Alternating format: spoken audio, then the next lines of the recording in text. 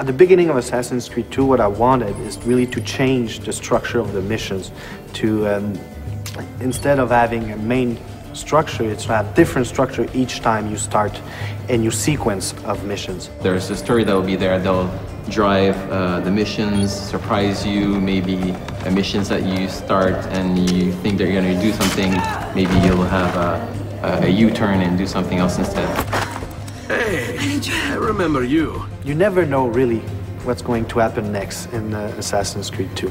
There's a little bit for everybody. We're really trying to make sure that the game appeals to as many people as possible.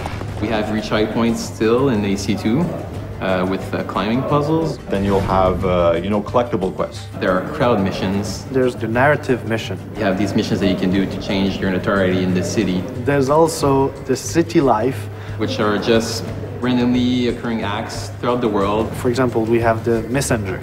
The messenger who sees Ezio, sees the player, will run away. So it's up to the player to say, am I chasing him to get the letter he's carrying or not?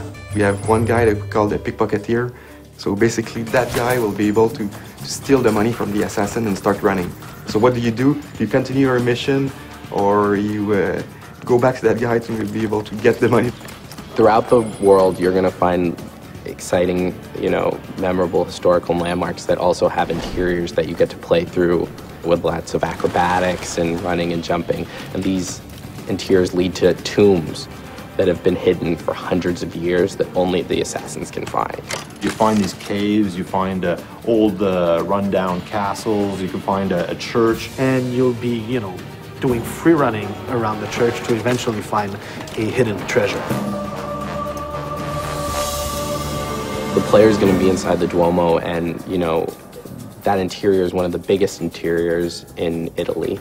And, jumping and climbing through all of it is really going to give you a sense of the awesomeness of this building and your incredible freedom. For sure, these moments will be like a wow moment. It's like having an extra game or extra games inside the game that you bought.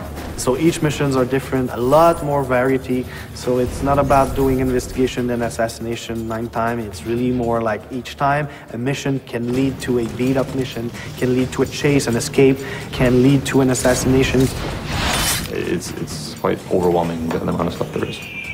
Well, having more missions requires us ultimately to have more cutscenes and more cinematics, but I think we're adding a lot of value to these to the player. Like a couple of examples of this is you could still control the camera like you did in AC1. People like that feature a lot. We also have mini branching cutscenes where the player will have to interact at a specific time, and this may have 2 different effects. So if you hit the cinematic at the wrong time, then you might just hug a lady, whereas if you hit it on the right time, well, who knows what's going to happen.